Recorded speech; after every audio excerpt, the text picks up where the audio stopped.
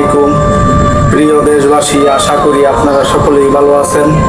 আলহামদুলিল্লাহ, আল্লাহর অশেষ রহমতে আমিও ভালো আছি। বলতে চাই, শহীদি মাস কর্মদিবস আজকে 1 মাস উপলক্ষে, তার জন্য সকল শহীদদের প্রতি সালাম এবং শ্রদ্ধা জ্ঞাপন করি, যারা এই বৈষম্য বিরোধী আন্দোলনে শহীদ হয়েছে। সকলের প্রতি আমার সালাম। বলতে চাই, এই যে আউয়াল কমিশনার আজকে পদত্যাগ করলো, এই আউয়াল কমিশনার তার বিচার হওয়া প্রয়োজন।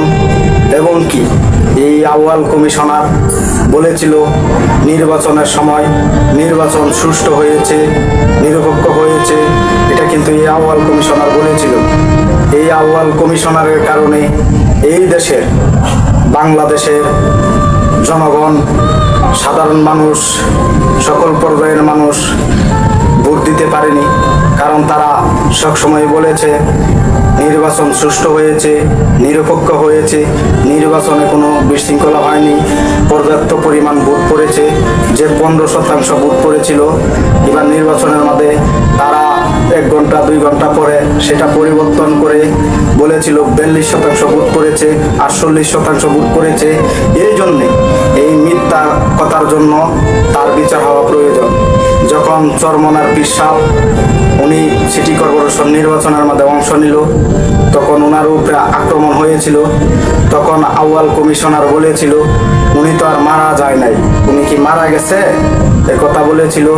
তাই বলি এর বিচার হওয়া প্রয়োজন, কারণ এরা জনগণের ভোটের অধিকার কেড়ে নিয়েছিল। সেই আউয়াল কমিশনার আজকে বলে গেল যে একদলীয়ভাবে ভোট হয়েছে, এনে কোনো হওয়ার কথা না। তবে এখন নিরপেক্ষভাবে নির্বাচন করলে জনগণ ভোট দিতে পারবে। তখন এই কথাটা বলো নাই কেন? তখন বলছিলা কেন যে এই দেশের সকল মানুষ ভোট দিতে পেরেছে, শান্তি শৃঙ্খলাভাবে ভোট হয়েছে।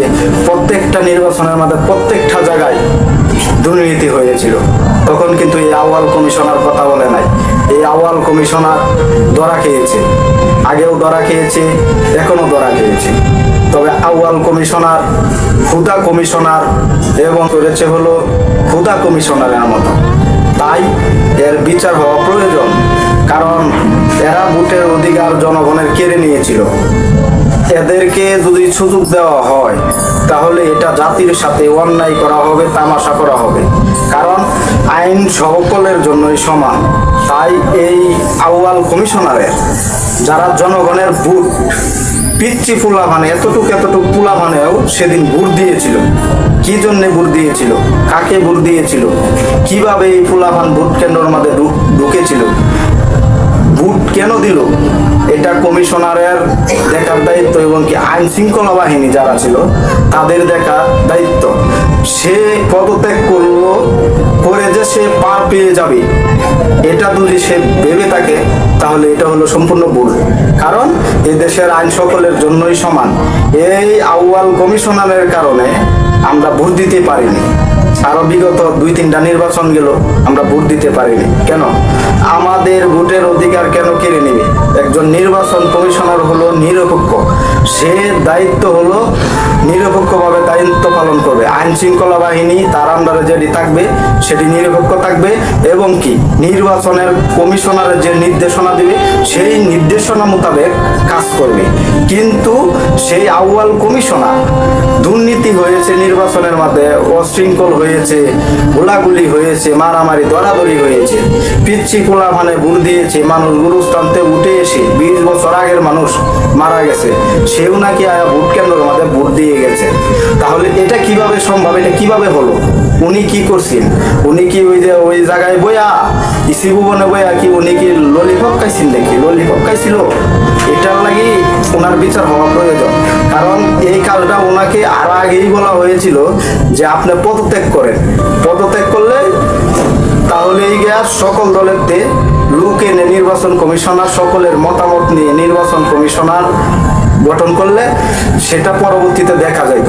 কিন্তু উনি কি করলো, উনি কোনো সময় বলেনি যে আমি পদত্যাগ করব, এবং কি নির্বাচন সুষ্ঠু হয়নি, নিরপেক্ষ হয়নি, এটা কোনো সময় বলেনি। আরো যদি কেউ অভিযোগ নিয়ে গেছে, চরমনার পীর সাহেব অভিযোগ নেওয়ার পরে উনি বলতেছে যে উনি তো আর মারা যায় নাই, উনি কি মারা গেছে?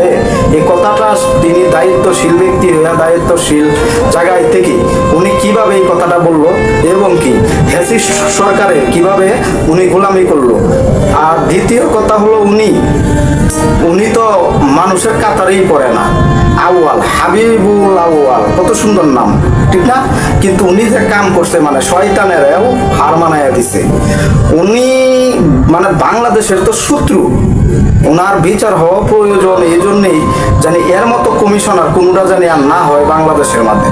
কারণ উনি মনে করছে আমি পদত্যাগ করলাম, আমার সব দায়িত্ব শেষ। দায়িত্ব শেষ কেন?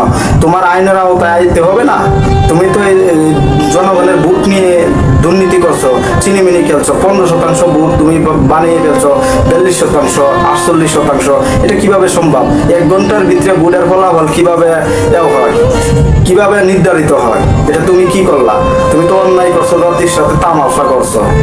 তাই বলতে চাই, এই আউয়াল কমিশনারে জানার লাগি দেওয়া যাবো না। এই আউয়াল কমিশনারের বিচার হওয়া প্রয়োজন। কারণ ওই জাতির সাথে বেইমানি করছে। জাতীয় বেইমান হইলো আউয়াল, হাবিবুল আউয়াল।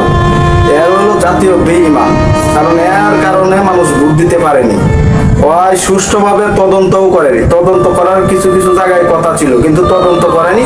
উনি শিবুবনে বইয়া উনি কি করছে, নির্বাচন স্থগিত করছে। স্থগিত করে আবার চাপের মুখে উনি নির্বাচন দিচ্ছে। কেন? আইন তো সকলের লাগে সমান। 90 দিনের মধ্যে নির্বাচন লাগবো কইতাছো।